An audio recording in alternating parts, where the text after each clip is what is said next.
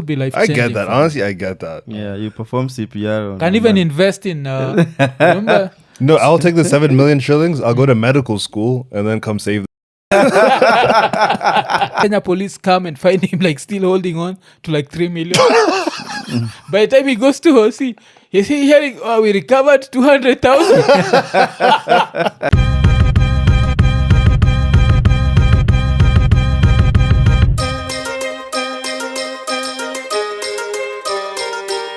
Iko Nini. Episode 570. Tukisema like, subscribe, hit the notification button, tell a friend to tell a friend, sindio? Yeah, na leo tuko na one of the top comedians hapa Kenya. Tuko na David Masharia. And tumebidi to invite David Masharia because there was a video that was going around. Yeah, Harmonize. Yeah. And Harmonize was using a foreign accent. Ah, okay. So tukamwa, let's invite the head of fuck.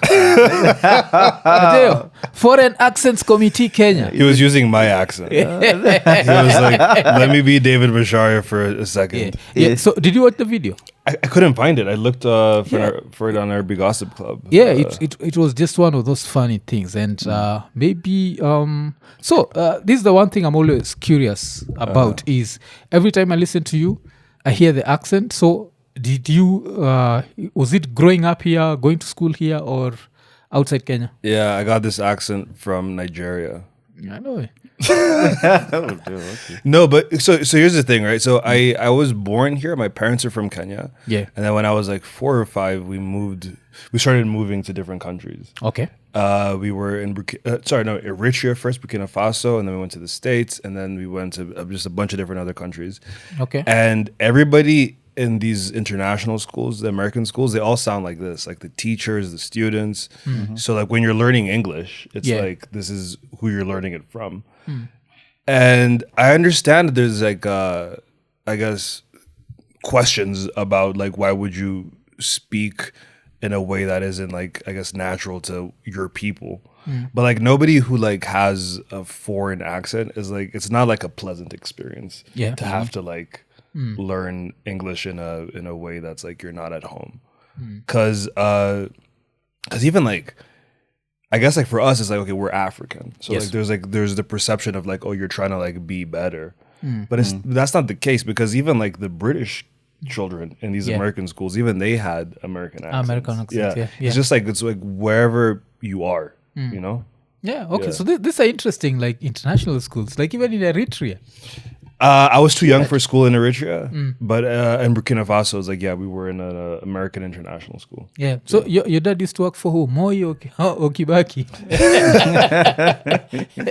No, dude, he used to work for this NGO called CRS, Catholic Relief Services. Oh. And so every few years, he was just like repositioned to somewhere. And we would all just like move with him, me, my mom, and my brother.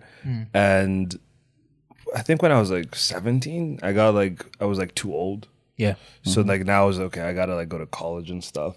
So he kept moving. He was in Uganda and stuff, and then we just like stayed put here in Kenya. Okay. Yeah. Do you use Kenyan accent maybe to get yourself off some situations? I do, bro. I do. Yeah. Okay. But like sometimes it's like code switching, you know? So like sometimes I wouldn't even like notice, but if I'm calling like a Boda, which already Boda. Yeah. I'm calling a Boda. And then like I'm on the, cause like, Ukuapi, I'm like, Nikuapa, Gitanga Road. So like, it just like, sometimes it's just like, it's easier to communicate certain things. And like, I don't even notice it's happening. Cause like Swahili was my first language. But when I moved to Burkina Faso, it was all French. So I had to learn French. And I was like, I'm a dick now, but I was even much more of a dick when I was 5. So I was like speaking to like people in Burkina Faso in Swahili, and I'm like, "Ata sijui unasema nini?" And then my dad was like, "You know what? No more Swahili. Like we have to like learn the language, learn the culture. It's like no more Swahili." And then my Swahili just like, Yeah, because that's the funny thing. I think a lot of people don't realize that before the internet, if you left Kenya and went to a country that does not speak Swahili, you're fucked. Like you could actually forget Swahili, like forget, because you can go for days, months without speaking a language. And with time it starts fading. But right now, because of the internet, that's when it's hard. Like right now, you go anywhere, the music is there, movies are there. Like right now, forgetting a language is much harder than back in the days. Do you know when we were in Burkina Faso, we were when we got there was one other Kenyan family in the whole country. So they left, and then we were there was 4 Kenyans in the whole country. When people would land at the airport from Kenya, they would tell them like, oh yeah, there's a Kenyan family here. Like that's how like people knew that we were there. And so like there's no one to even talk to in Swahili. So other countries I've lived in, there was always Kenyans, and we could always just like hang out and like do stuff and talk with each other. But the first spot, there was no one to talk to in Swahili. Okay. So let's listen to this guy, and then you can rate his accent. Because I don't know why they do this, but TZ artists are like Harmonize is from Tanzania. Yeah. Okay. So let's listen. There's some people been commenting online, be like, yo, tutakuja siku kwenye show, Iko Nini. Mimi nikiona watu wana complain hivyo, naona tu kwamba tumefika in a situation as a nation we never been there, so hatujui mchawi ni nani wa kumblame. As a nation we never been this point, you understand? Before December 29 hakukuwa na Mtanzania yote ambaye alikuwa against government. And that's why you saw all the artists, we were so comfortable to support government and all that, support our president and all that. You feel me? So what happened? No one planned it. We didn't know that's gonna happen, you understand? So as nationals, it's a time to get together and understand that kilichotokea kila mtu kimemfunza kwa namna yake, you understand? You understand? So what do you think about that? I feel him. That's not even bad. Like I played the wrong video. It's just that he was still speaking in English, so I had to keep playing the video. This is the video I was looking for. This one now. If you mention my name under him, I'll sue you. I'll open a case. Because you can't keep mentioning my name under somebody. You can't keep mentioning my name under Diamond every day, bro. Like, I'm grown, I'm a big fish, bro. Like, I have everything. You understand? You can't mention my name under him. And this message goes to everybody. Nataka kila mtu asikie loud and clear. Do not mention my name under him. You understand? He doesn't deserve that. You understand? Yeah, he brought him in again. I really do understand and appreciate that. By the end of the day, he asked for his money and even more money extra. And I paid him back.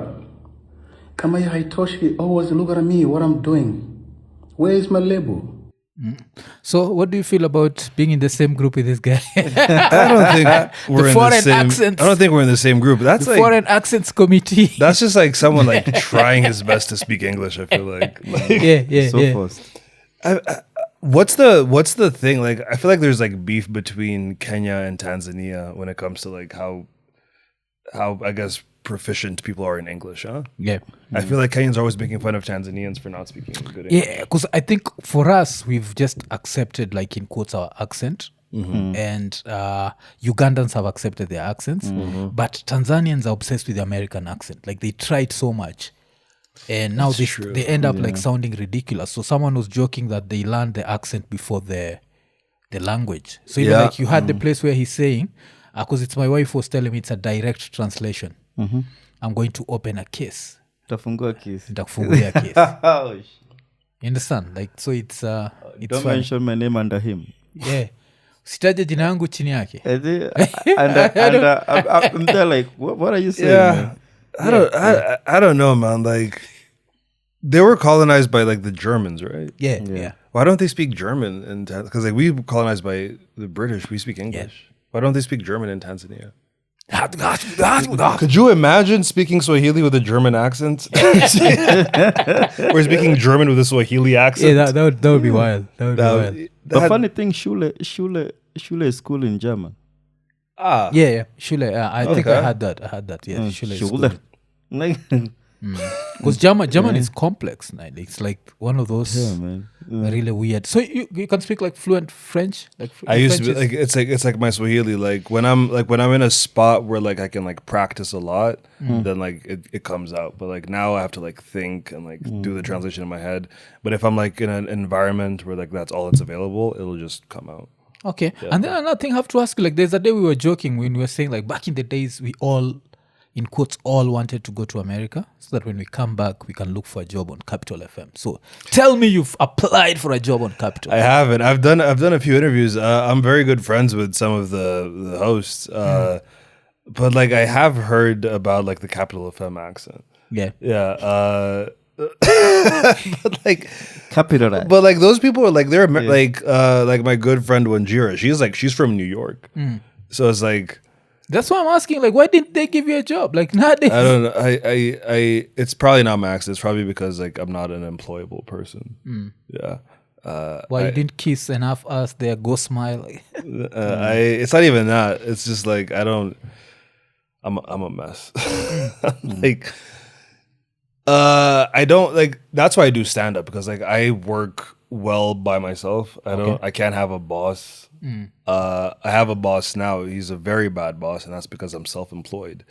And I'm always just doing stuff that isn't conducive to a big group of people. Yeah. Okay, so you've never held a 9 to 5?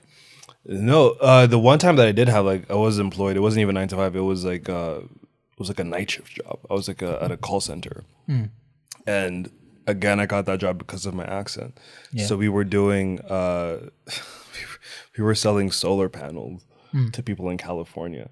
So because of the time difference, we were working from like at night 8 to 4 a.m. or something. So and that was okay for me because like I wake up at 2 p.m. sometimes. Yeah. And then I go to work, whatever, and like it was perfect for my schedule.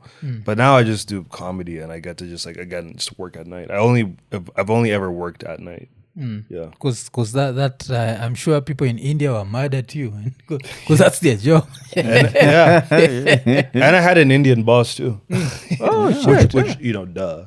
This is but that one was here in Nairobi. Yeah. Oh, so like where was the call center? Like where it you guys? It was this place. You know DOD.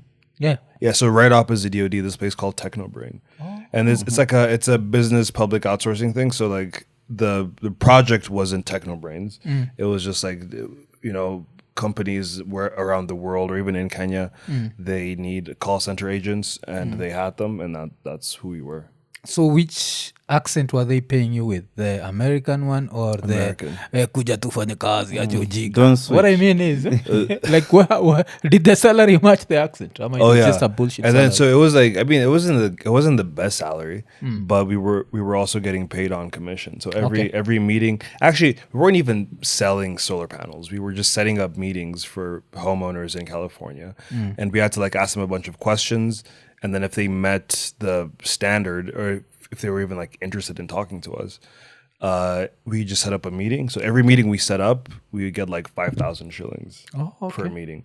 So that's on top of the salary. And how much was the salo? I don't know, like 30 years. 30 years. Yeah. Okay. And then like how many, like the best month that you did, how many minutes did you set up? How many?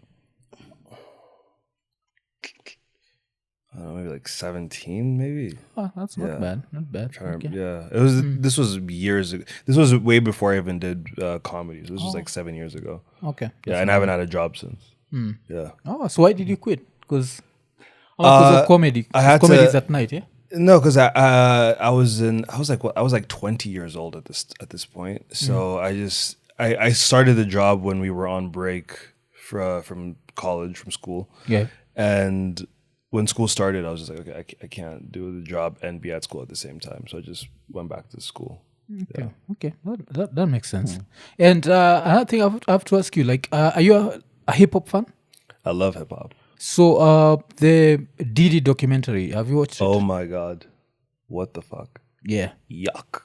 I think the only guy is this one. Yeah, no, itabidi kulipia Netflix because he's also a big hip hop fan. You haven't seen the Diddy doc? Just snippets of it. I'm just cut out. I watched the whole thing last Saturday. Yeah. It's the most disgusting thing I've ever seen. Dude, here's my thing though, right? Everybody in the documentary, they're saying, yo, P. Diddy did this, we heard him do this, but they were there the whole time. Like the guy, like the one guy who started Bad Boy with, like I said, oh, I never saw with Diddy a baseball bat. I see. I never saw Diddy hit Kim, but I was outside of the room when I knew it was happening. And you waited all these years to be like, oh, by the way, this is a bad I think guy. that was the bodyguard. I think the one who said like he'd be outside hearing him hit her. But I think we'd also have to look at that from the perspective of hip hop in the 90s. Like, now I think you, because I heard you quote Mos Def, yes? Yeah. But the way you've talked, like you're much younger. Like, have you? I was born in 98. 98. Yeah. Yeah, you see. So for us who like were listening to hip hop in the 90s, hip hop in the 90s was very misogynistic, yes? It still is. Yes, but in the 90s it was worse. Of course, yeah. Because right now, because of the cancel culture, it's brought the shit down. Yeah. So in the 90s, we had ain't no fun if the homies can't get none. You understand that Yeah. shit? Running trains on girls. So women were bitches and hoes, like 100%. Yeah. I feel like in the 90s, it was more bitches and hoes than right now. And So trumps. with that, Diddy could get away with a lot of shit because these are bitches, these are hoes. You understand? But like, it wasn't just the 90s though. Like he was still fucking up in 2005, 2010, Even 2016, like when he was beating up, it was 2016. It's like even like I don't think it's because of cancel culture that hip hop has like become like I guess more progressive. I think it's just like people are getting healthier. Yeah. Like as humans, like there's always going to be progress, and I don't think it's because of cancel culture. Okay, I think it's just because like we're learning more about each other and like the human condition. So like it's gonna evolve, which like even like we're talking about Mos Def. What's the song? Definition. Yeah. In Definition, he goes, "Do cats be claiming they hard be mad fags?" That's the Mos Def bar. Yeah, he's not. I don't think. I don't way. think he's saying that to like right now, and that and that's a conscious rapper. So like hip hop was like. Not just hip hop was crazy, like the world was crazy. Yeah, The world has never been as safe as we would like it to be. Yeah. But still, everybody that was in P. Diddy's peripheral, they were like, this is bad. Okay. So I have to ask you, like, what shocked you the most? Because I'd say what shocked me the most personally was learning that he might have, he was involved in the deaths of both Tupac and Biggie. Like, how wild is that? Like, in my wildest dreams, if I was writing a fictional movie, I'd not have thought that the guy who killed Tupac is the same guy who killed Biggie. You understand? Like, you'd be like, nah. Well, okay, so here's how I understood the Biggie part of the story. It wasn't that like they didn't say he killed Biggie. It's just that Biggie felt unsafe in California, like on the West Coast, and Diddy didn't care that Biggie was unsafe. It didn't seem like he orchestrated the hit on Biggie the same way they're saying he orchestrated the hit on Tupac. It just seemed like he was like negligent in taking care of him. That's because I don't think they tried to. I think like obviously it was produced by 50 Cent, and 50 Cent doesn't care about. I don't think 50 Cent cares about these victims. Yeah, I think he just hates P. Diddy because even 50 Cent is kind of like not the best person. Yes. Yeah. So I think they made Suge Knight seem like such a good guy. They made Tupac seem like, they made Biggie seem like a scared little child. But like, have you heard a Biggie lyric? Yeah. He's not a good guy. But compared to Diddy, everyone is a good guy. Compared to Diddy, I'm Jesus. Yeah. Like Diddy's a Just saying. Yeah. Oh, so you didn't feel like, because from when I heard that Biggie tried to leave immediately. You remember that part where after I think they were through with whatever they were doing, Biggie had even, I don't know if it's booked a flight, but he was out. He was supposed to go to England for European press. Yes, and Nani kept insisting that he stay. Yeah.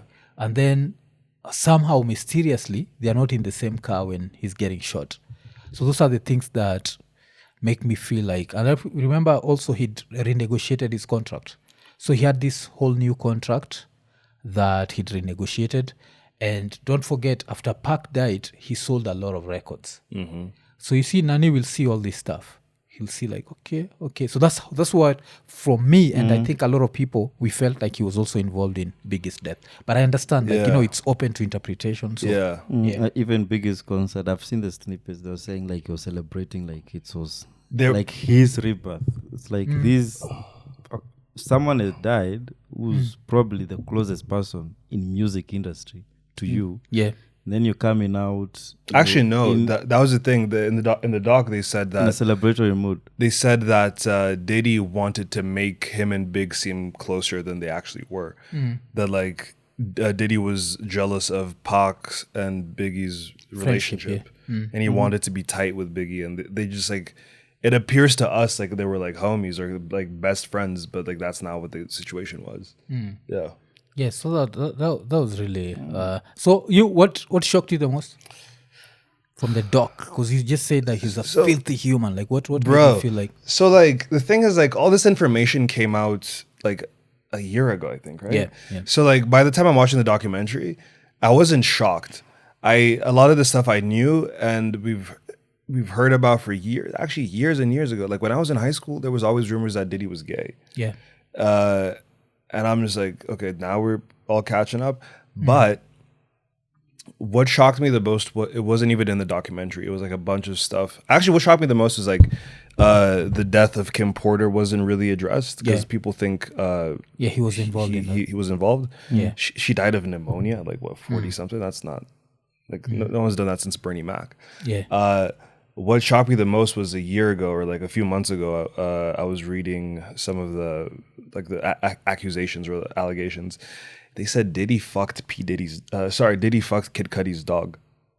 Yeah. What? Yeah. Oh, that day that we went to the house and... When Cudi was in there, Yeah.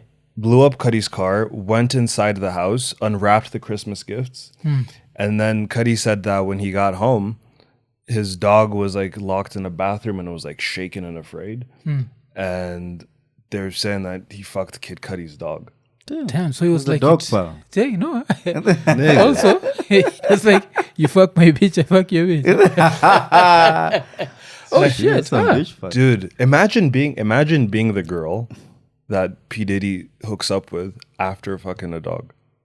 Damn, man. And you don't even know. Like, also, did you hear the part where they say that he slapped his mom? Yeah.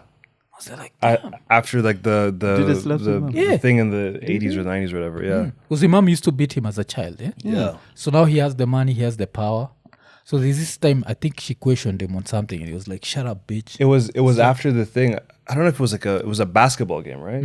And then a bunch of people like rushed the space, and people died, and like the game didn't even end up happening. And it was like that's even before the money and the power. Like that's when he's starting up now. When he's getting away with that was the thing. I feel like if he didn't get away with that, he would have been like a more level-headed person. But after getting away with that, he's like, oh, I can kill people.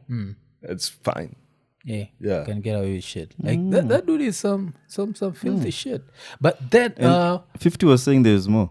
Like 50 was saying there's more. Yeah. Sorry, what? Like there's more that didn't even make the documentary. Oh yeah. He said he's gonna drop some stuff on YouTube because Netflix only wanted 4 episodes. He said he's gonna do the part about Diddy having a baby with Tupac's ex. That's gonna be on YouTube. That's another thing that he loved. He loved things about like fucking other people's girlfriends. Yep. So Eric Salmon's girlfriend, Misa. Yes. Yeah. She's the one who she gave him a son. Yeah. Justin. Yeah. Yeah, Justin. And you had the shit where he'd have like, I think they implied that he even have orgies with his son. Yeah. Like. Yeah, I saw that shit, dude. It's a nasty dude, man. Like it's. I feel like even at this point, just to keep people safe or whatever, even the sons need to be arrested, just like for preventative measures, bro. Yeah, just like just lock those niggas up, bro. What are we waiting for? Yeah, and you know what's funny?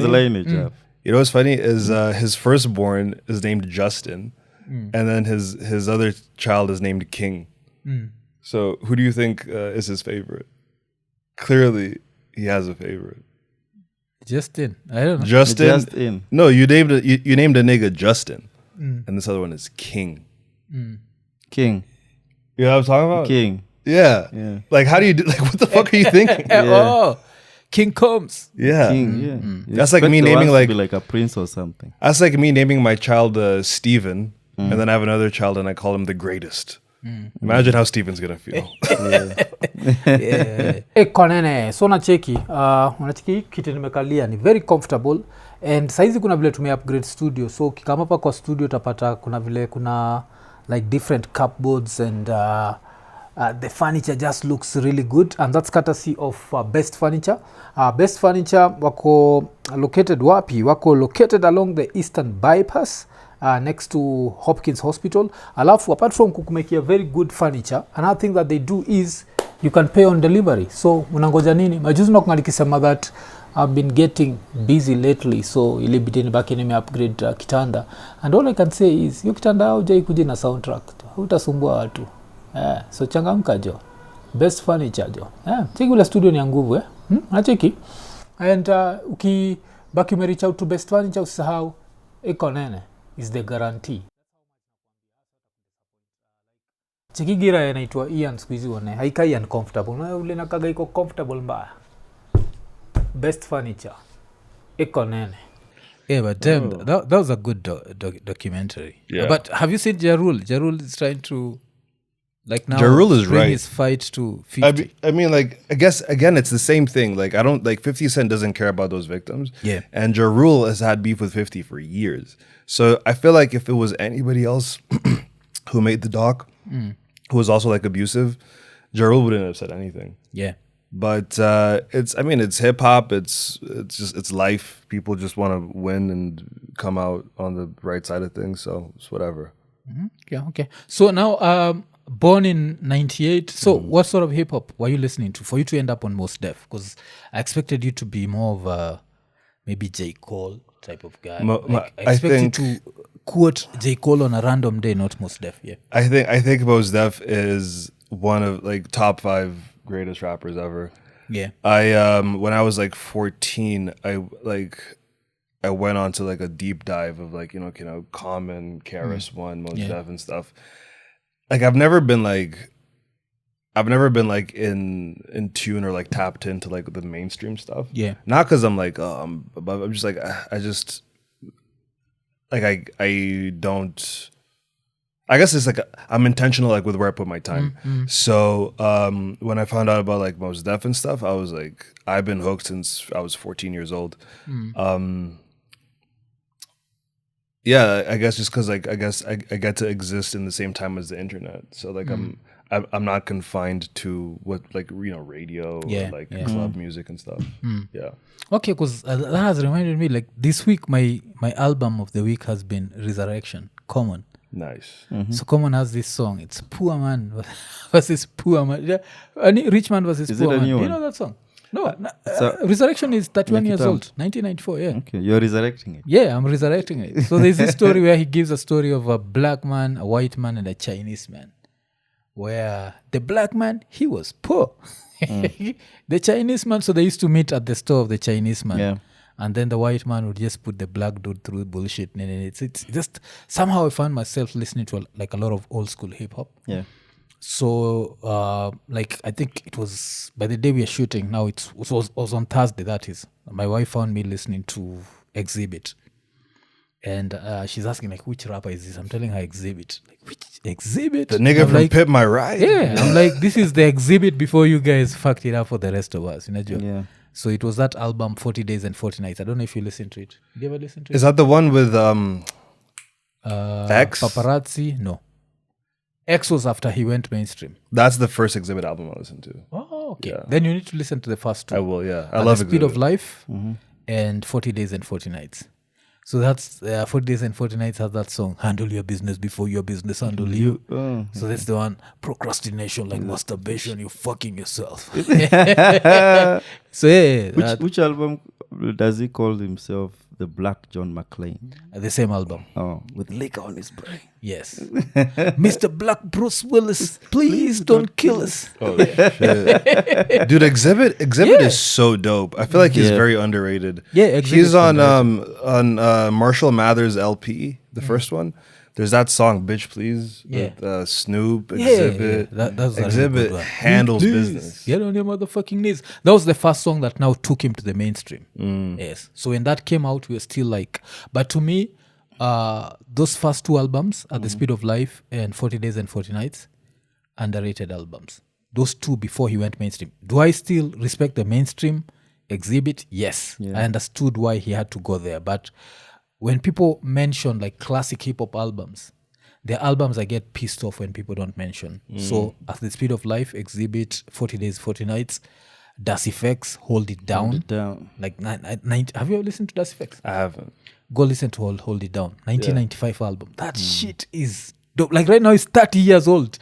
And when I listen to that album, sometimes I even get chills. Like that's how dope it is. That's 30 years. Fucking just good music, man. I'm trying to remember. There's Exhibit did a like a super group type situation with Be Real. Yeah. So they have a new album coming Dimitri. out. They're called Serial Killers, I think. Yeah. Yes. So they have a new album. See, the one he posted a verse this week, and it's dope. Even Be Real posted the like a verse from that upcoming album. I wasn't even aware of this actually. I remember Serial Killers was when I was in high school is when I found out about them. I didn't know they were coming out with something new. Yeah, they have a new thing coming up. Yeah. Be Real is also really fucking dope. Yeah. Yeah, but it is. Be Real Like did Cypress Hill. Like shit. I have the legacy, man. Like over 30 years in the game. Like over 33 years. Be Real did a super group with the guitarist, the drummer, and the bassist for Rage Against the Machine. They were like they've done Rage and then they did Audio Slave and then now they did Prophets of Rage. So it's the guitarist, the drummer, and the bassist, and then it was Be Real from Cypress Hill. Yeah. Chuck D from Public Enemy and DJ Flex from Public Enemy. Oh, okay. That was they did one album like the first time like Trump was running. It was fucking insane, dude. The guitarist for that band actually, he's Kenyan. His dad is Kenyan, and Tom Morello. Yeah, his dad was like the first Kenyan ambassador to the States, and he's like Uhuru Kenyatta's cousin or something. Yeah. I think I heard something like that. Okay. So which weird rappers do you listen to? By weird, I mean rappers that the average guy does not listen to. If you move away from Common, Black Thought, Mos Def. Because we were just talking about, the two of us were talking about, there's this rapper. We won't call him weird, but he's underground. So a lot of people don't know him. He's called Blueprint. You know him? I don't think so. So Blueprint has this style. Like it's for the guys who love like complex rhyme schemes, they'll say his style is simple, but he's dope. And he knows how to make albums. I don't think I've ever listened to a Blueprint album and be like, it's not a dope album. Is he like, younger? He knows how to make albums. I think right now he's in his 40s, yes? Okay. So he knows how to make albums. So this year, like one of my favorite albums has been Vessel. So his album is called Vessel. And then you have a group called Atmosphere. Do you know Atmosphere? Yeah, I know Atmosphere. Yeah. So they have their new album for this year is called Gestures. Those are my top two albums for this year. Gestures and Nas has just dropped by the time we're doing this. So I'm yet to listen to the Nas album. Nas in premiere. Yeah, but so far... Oh my God, Gestures, I'm excited for that. Yeah. So far, Gestures, Atmosphere, and Vessel, Blueprint. I just got him onto that shit. Yeah, Came here quoting Blueprint. Yeah, it's a dope album. It's not complicated rhyme scheme. You can almost predict like what is going to rhyme with next. But the fact that dope. he lays it so perfectly and spot on, and then the timeliness of it, like just hits you like the beats, the rhymes, and then it's not that aggressive, but it's that like chill flow. Yeah, you could like He has like a chill voice. Yeah, plus he produces his own shit. You know that, eh? Primary. Yeah. So like he does beats and rhymes. Like he's so even I think he was it on a previous album where he did that song as a dedication to Pete Rock, Dr. Dre. Like he was mentioning them, like such those producer MCs. Eh? So it's really dope. You need to check him out. Yeah? I will. So which rapper do you listen to that's weird? Like I don't think I like. So I love hip hop and I love rap music, but I listen to so much different. Like I listen to like a lot of like rock and blues and stuff. Oh, okay. So I haven't listened to like a very niche rapper since I was in like high school. Oh, and the last rapper that was like kind of like I guess odd or weird was Hopsin. Oh yeah, And even now, like looking back, I'm like I can't believe I was listening to fucking Hopsin. Like he has some corny energy. Ill Mind of Hopsin, that series. I mean, he could rap. Yeah, like Ill Mind of Hopsin 7 was the one about religion or something. I think that was 6, and then 7 was the one about like college. When he goes, "Did the man who invented college go to college?" And I'm like, what the fuck are you talking about?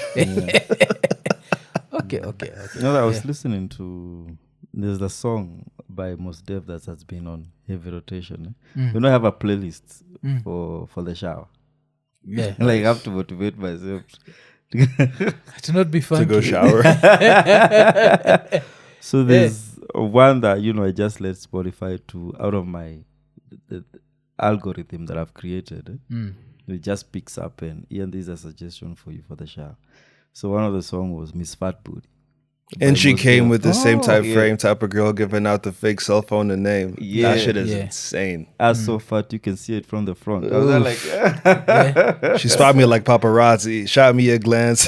Oh my God. Yeah, but I think there's this one line that when I finally got a meal, I smashed her like an Idaho potato. Yeah. So my wife only hears me like laughing by taking a shower. I go like, what's with you? Mos Def is also very funny. Very funny. Yeah. A lot of rappers. I'm friends with some rappers and they're all very funny. Yeah. Yeah. Yeah, because even like another really funny guy used to be Common. Like Common would have those like he rhyme like a nigga with his nipples pierced. He used to have those lines. Those funny. Yeah. Redman has always been funny. You remind me like schools on Sunday. Yes. No class. Yeah. Redman, Eminem is hilarious. Yeah. There's a lot of funny rap because like it's like when you write jokes, especially like for comedy, like sometimes like you'll get super technical and you're like, okay, am I doing a metaphor or a simile or whatever? And that's all like when you're doing like battle rapping, especially, it's all metaphors and similes. Like my is like this, is like this, and it's just like comparing different stuff, smashed Idaho potato, things that don't belong together, like making it work. Yeah. I feel like it's the same skill, and like with rappers, they're tasked with making it like sound cool without just like being free form and just like being chill or hilarious about it. Yeah. Okay. Yeah. Wacha ni interrupt show kukuremind kuwa LemFi inakupatia a chance to win a flight to East Africa, and all you have to do ni send money home na pia refer a friend. Alafu kisha refer a friend una stand a chance ya kuwin a $2,000 flight voucher. Na usisahau jo, kifanya history yote promo code ni IKONINI. Usisahau pia like on your first $50 transaction unabaki umegeta sign up reward ya $20. So, damn, cheki jo hiyo. Na in the process una support IKONINI. So usisahau kutumia promo code IKONINI. Na cheki. So hiyo unataka hiyo nini like a $2,000 flight voucher. Very simple, vile nimesema. Tumia promo code IKONINI alafu send at least $50, si ndio? Utapata bado hiyo $20 sign up reward. Alafu utajipatia chance ya kushinda hiyo. Na usahau jo ni festive season. Hii compare kuna shindo inaendelea mpaka lini? Inaendelea between 8th December to January 8th, 2026. So baki umechangamka.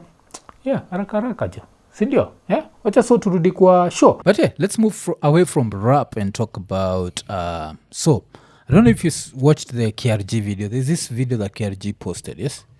And he's just moving around. He's in his car and he has a lot of money.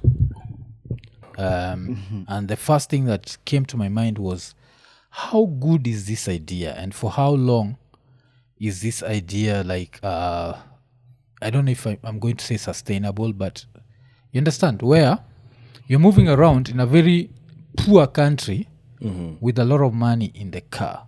So how long before this turns into a disaster? I'm trying to look for the video. I mean, that definitely sounds like poor country behavior. It sounds like new money. Yeah. Old money is more quiet. Well, they say what? They say like what? Like rich is loud and wealth whispers or something. Oh, okay. Never heard that. Yeah. Oh shit, I've never heard that. Ni buga mzee wa miaka 650. Yeah man, so salamu zifike Tanzania. Wa Tanzania, mimi nakuja hapo na nataka tumalize hiyo beef ambayo yupo katikati ya wasanii na wananchi. So expect me anytime soon. Mimi naingia hapo alafu mimi nawaletea wasanii na waweka vizuri. Kwanza kama Diamond lazima nimletee kitu kidogo kwa sababu sijamuona akifanya show tuko December na sijasikia any show. So how much money do you think this is? Like, let's try and count. I'm seeing like 1 million, 2, 3, 4, 5, 6, 7. I'm seeing at least 7 million. Yes. Do you know my favorite part about this is? Is it says liked by Mulamwa. Mulamwa. Yeah. This nigga saw this and he said nice. So but let's finish the video. Yeah? So lazima nimletee zawadi kutoka kwa Buga. Mambo ikuwe best in the world. Tena nimpe na kolabo. Yama na wasanii kadhaa pia niwape kolabo ili waweze kuingia mjini. Niwaletee mavitu mapochopocho kutoka Nairobi, Kenya. Yama na alafu ndio tumalize hiyo beef between wananchi na wasanii. Ndio muweze kukua best in the world kama mimi hapa. And then kitu ingine nimefurahi vile mmefanya nchi kakuwa na amani na utulivu, so mimi naingia hapo muda si mrefu Buga best in the world. So I didn't know there was beef. What's your reaction to this? Like when you watch this video, what comes to your mind? Well, the one thing I thought, why, like, is there a difference between Wananchi and Wasanii? Yeah. What's the difference? Wananchi is citizens. Wasanii is artists. But Wasanii are also citizens. Yeah. I think it just means. I think it's just addressing the artist, I guess. Because he said beneath beef. him. I think. Said, yeah. So during the campaign period, so a lot of Tanzanian artists praise the government well. Yeah, so they're being cancelled left, right, and center. Yes. Okay. So there was a disconnect between, common Wananchi and the Wasanis. I'm not a fan of like that, like artists making themselves be like, oh, we're not. There's like a lot of comedians, not specifically in Kenya, but just like worldwide. There's a lot of comedians who refer to non-comedians as civilians, and I'm just like, but we are all the same thing.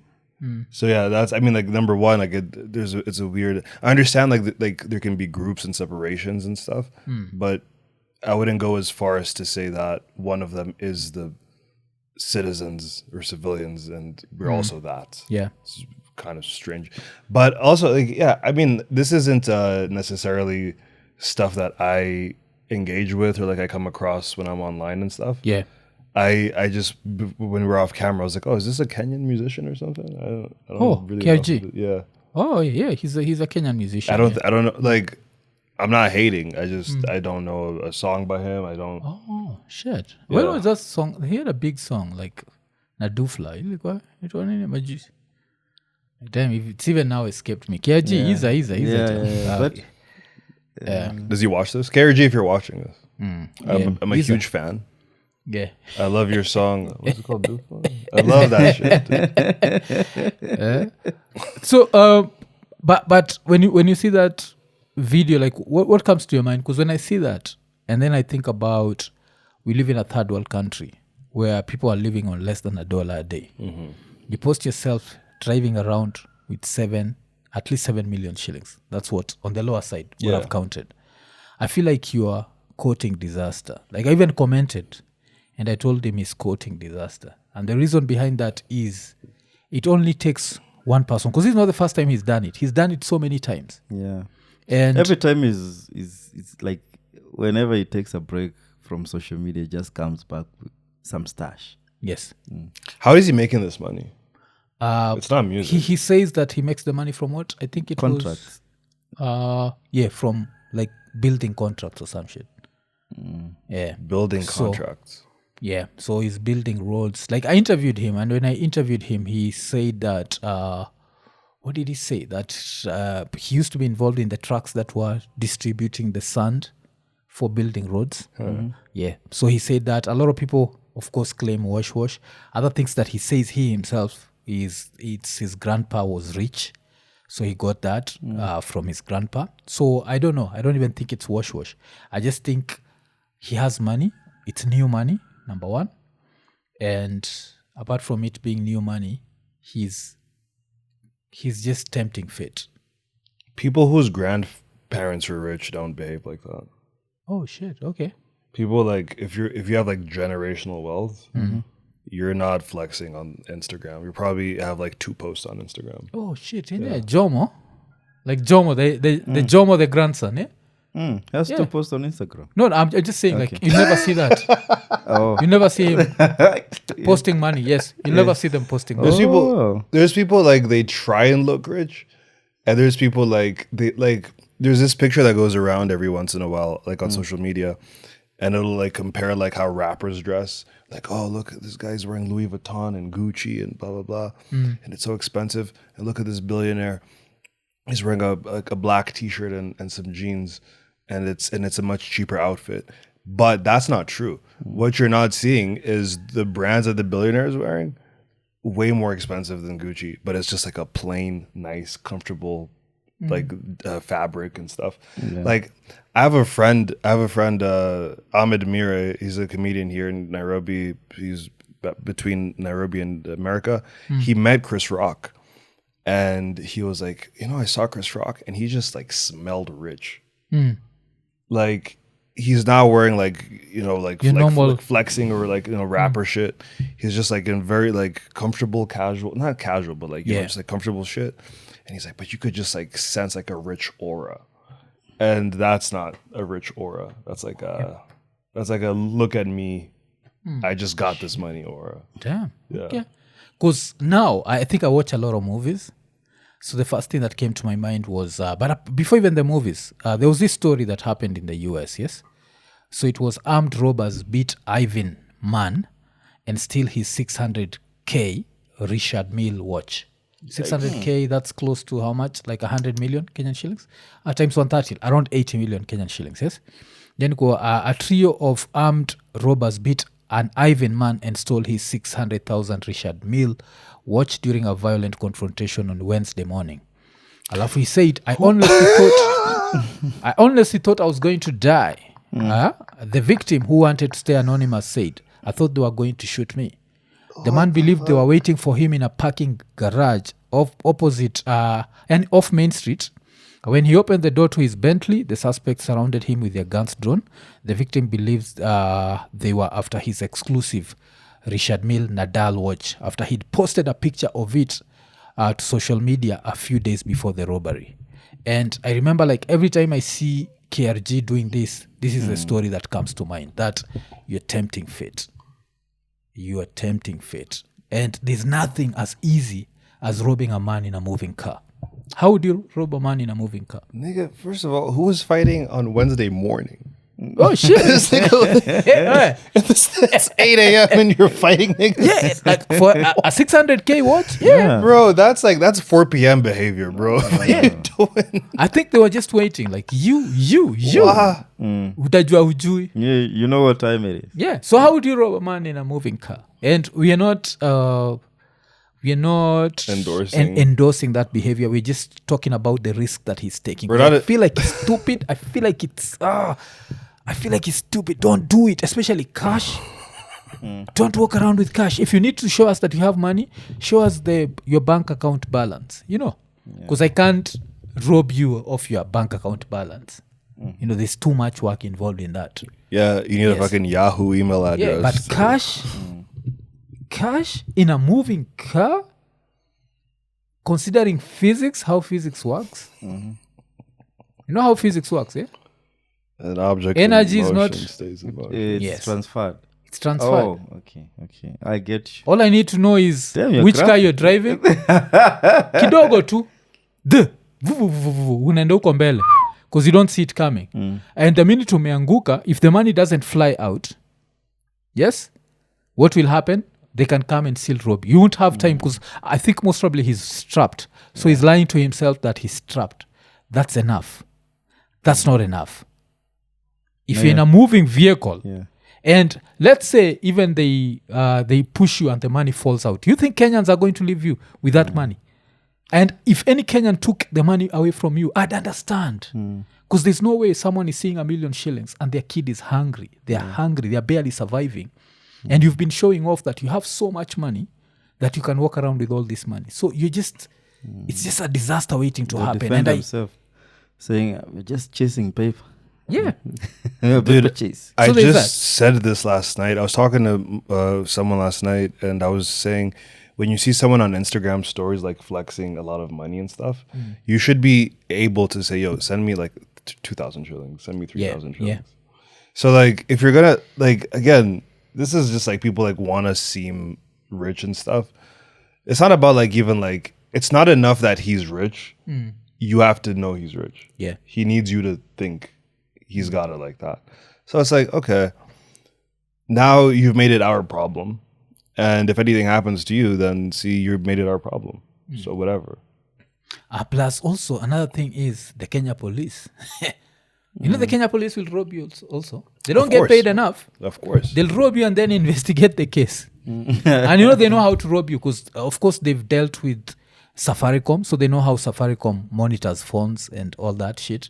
So when they show up for you, they won't even have their phones.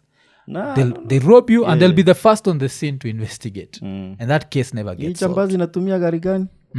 Hii doni iko wapi? Hiyo ni highway gani? So they just need to call their... It's just gossip. They just gossip. Like, which avenue is he on? What time is he getting back? Yako TZ nani, you're going to use the road, yes? You're not using planes and whatever. So they just call their friends, maybe plan an ambush, and then now investigate the ambush. But there's something you said very that I found to be interesting. That thing of you said rich is loud and rich is loud and wealth whispers. Oh damn! Shit. Even poor. And now this is the question that I have. If you have all this money, why do people need to know you have it? I've never understood that thing. I've never understood the thing of I have money. You have to, because I can know you have money. Even like I can just meet you. Like you remember what you said, scent. Because there's a scent that will know this is not the normal, even cologne. This is some other shit. Like this uses good soap. Yeah. So there's that, and then there's if you need to post on social media, if you just even post your wall, I can know like there's some shit. Like you're coming from money, yes? Yeah.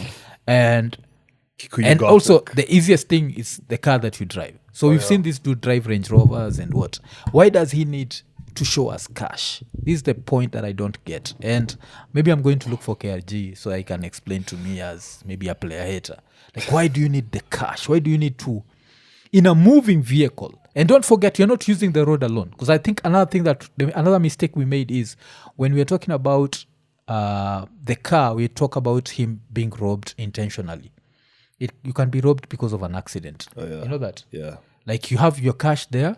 There's a matatu guy doing his own bullshit, comes, hits you, you lose control, your car is upside down. Kenyans, the first thing that they come to do is to save you. Then I've come to save you and I see 7 million shillings. This is life-changing shit. Remember you told me you have so much money. This is your pocket money. I'm saving myself from poverty. Remember, you told me. Yes, you told me you told money. Yeah, it's not like I found out. You made it my business. Yeah. I'm saving the money. Like what take that American shit. I'm saving the money. I ain't saving you money. I'm saving the money. Like damn, yeah. Because did you watch the pictures that during Saitoti's crash site? What was there? Yeah, people. There was money also. Some stash of burnt money. Yeah. So they were like, "Oh, Saitoti, okay, rest in peace." Yeah. But they were eulogizing the burnt money. You like, "Yo, pesa yote." Yeah, because there was some stash of money. And you can't blame them. You know, a lot of people will say. God. A lot of people will say that. Because let me ask you that, David. Like, what happens? You see someone has crashed. They've barely survived, but there's 7 million shillings there. What are you saving first? And you're alone. It's just you and this person. What are you saving first when no one is looking? It depends. What day of the month is it, you know? Okay. You at least it depends with what day of the month, because I know what I'm doing. I know a lot of people will say that I'm heartless, but 7 million shillings would be life-changing for me. Of course, yeah. This would be life-changing. I get that. Honestly, I get that. Yeah, you perform CPR. Can even invest in, remember? No, I'll take the 7 million shillings. I'll go to medical school and then come save this thing. Because that reminds me. You become a trained professional. Yeah. We had Abisai. Abisai is the guy who won the Sport Pesa jackpot. Yeah. Mm-hmm. How much? So this guy won 231? 238 or something. Oh, shit. 221. 221. Yes, 221 million. Yes. So we were talking to him and he said that one of the businesses he runs right now is a pig farm. So I'll take the 7 million shillings and I'll have a pig called KRG, another one called Don. And I'll still honor you. You know. So, and I'd want, if KRG watches this, I'd want him to know that we don't wish you bad. We're just telling you we understand it's cloud, yes. Don't tempt fate. Like fate is... I think it's not a KRG thing. I think it's a human thing, man. Like ego and hubris and wanting to be seen. There's like, like these are all like needs you have, and unmet needs will always show up in a different way. Like there's that's unhealthy behavior to want to be seen like in that level of the wealth and stuff. But there's also a lot of unhealthy behavior that even us three here we do, and it's not as publicized as and not as obvious. And maybe it's obvious to some other people the same way this is obvious to us. Yeah, there's stuff that we have blind spots and stuff. Like we're all fucking up. Yeah. My blind spot is I jack off once in a while. Once in a while. But I don't go like I always.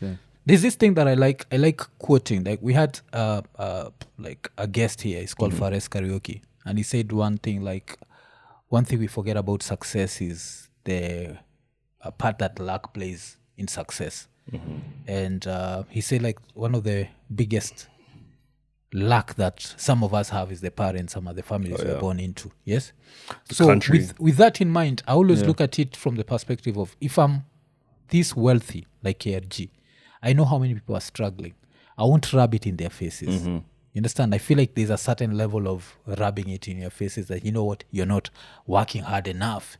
You're not trying enough. You're not doing what enough. People try everything. You'll find people with, like, there's even a guy that I interviewed here. He's called Agar. Agar has, I think, a degree in nuclear science. But then where was he born? In a third world country. How many job opportunities are there in Kenya compared to maybe if he was to move to the US or move to... But you see now luck. Yes. Yes, the only nuclear here. The only nuclear here is your family. You understand? So when you look at all this, what level that luck plays, and then I see you doing all this shit, like trying to show people they're not working hard enough, But it's like for you, like that thought comes into your head because you can like, it's been made aware to you that people are struggling. So you can have like that level of empathy. Some people like, they don't even know how bad it is for like most of the world. Yeah. Some people are like, they just like have blinders and it's just like, and really like you can only just like worry about yourself. And even like, if you want to worry about other people, you have to take care of yourself first. And it's like, again, it's always just going to be like people are just going to keep fucking up. And there's always going to be different perspectives and stuff. But like you have a perspective that is, I guess, like more empathetic to both sides. I feel like you're showing empathy to KRG and to the people that he's flexing on. Yeah. But some people like don't even know to do that. Yeah. So Ian, who are you saving? 7 million shillings. KRG, he's just been involved. He's still dazed and confused. He can't reach for his weapon because I'm assuming he has a weapon. Yeah, the money or KRG? The money. Damn, man. I think if KRG watches this, he won't understand.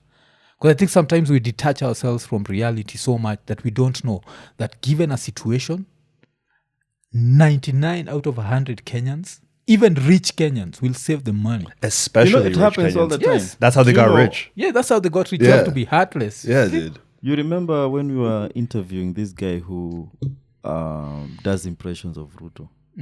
He says he resides in Nakuru. Yes. And where he stays, this business has been booming. There are a lot of shops, opening up in the area because the area is a black spot. So they get their goods from the accident scenes. Yikes. Actually, you know, like there's a whole town. And here, don't forget, this is hard cash. This is pesa tussling. Like, damn, we're talking about Hanan. We're talking about money. But like, even like when like a car, a truck with like beer. Yeah. Everybody's taking the beer.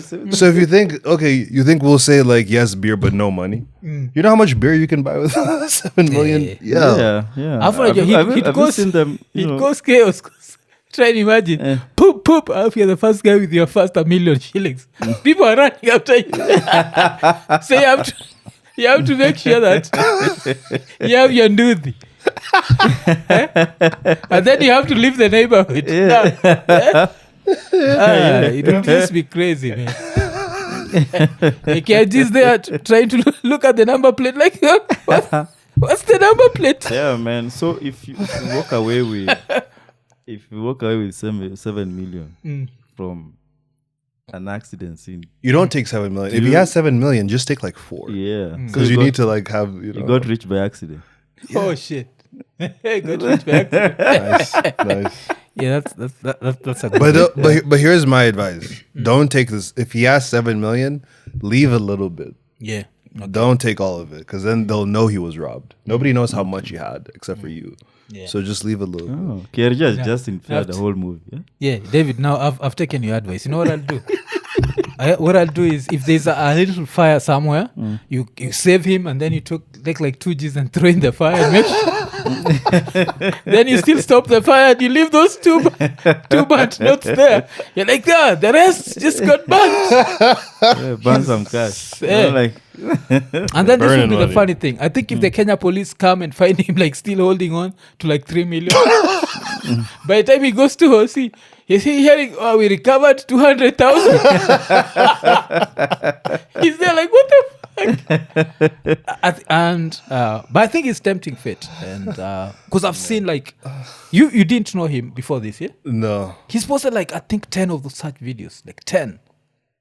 And I think this is the first time we've decided, like, let's react. Like, you're tempting shit. You don't know. Like, life happens. You know, life happens.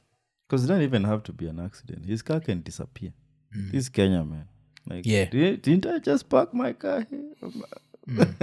Is he 100% Kenyan? Yeah, Yeah. 100% Kenya. Yeah. Mtu wa Mulima. Yeah. Oh, nice. There's Mulima. So much money in Mulima. It's just From our region. the two of you struggling, man. It's Have you just ever been that. to the States, by the way? Yeah, dude.